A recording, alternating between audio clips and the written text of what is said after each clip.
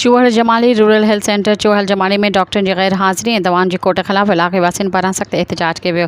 एहतजाज कंदड़नि में लाडनियूं वासी गुल हसन मल्हा, अनीस अहमद मल्हा ऐं करीम बख्श मल्हा शामिल हुआ। एहतजाज कंदड़ मीडिया सां ॻाल्हाईंदे चयो त अस्पताल में बुनियादी तिबी सहूलियतुनि जी खोट आहे। रोज़ानो इलाज लाइ ईंदड़ मरीज़नि खे न रुॻो दवाऊं ॿाहिरिनि प्राइवेट मेडिकल स्टोरनि तां वठणियूं पवनि थियूं, पर डॉक्टर अक्सर ड्यूटी ते मौजूदु न हूंदा आहिनि, जंहिं सबबि मरीज़नि खे सख़्त तकलीफ़ खे मुंहुं ॾियणो पवे थो। हुननि इंकशाफ़ कयो त अस्पताल अमले जी भेट में सिर्फ़ डिस्पेंसर ऐं पटेवाला मरीज़नि जो इलाज कनि था, जॾहिं त अस्पताल में फ्लैजिल ड्रप, कैन्यूला समेत अहम दवाऊं मुकमल तौर ते ग़ाइब आहिनि। अस्पताल में ईंदड़ घणा माण्हू ग़रीब ऐं मिसकीन आहिनि, जेके निजी इलाज जो ख़र्च बि बर्दाश्त नथा करे सघनि। एहतजाज कंदड़ सिहत खाते जे सूबाई वज़ीर PPHI इंतिज़ामिया खां मुतालबो कयो त रूरल हेल्थ सेंटर में दवाउनि जी फ़राहमी यक़ीनी बणाई वञे ऐं डॉक्टरनि खे वक़्त ते ड्यूटी ते मौजूदु हुजण लाइ पाबंद कयो वञे, जीअं इलाइक़े जे माण्हुनि खे सदन बुनियादी सिहत जूं सहूलियतूं मुहैया थी सघनि।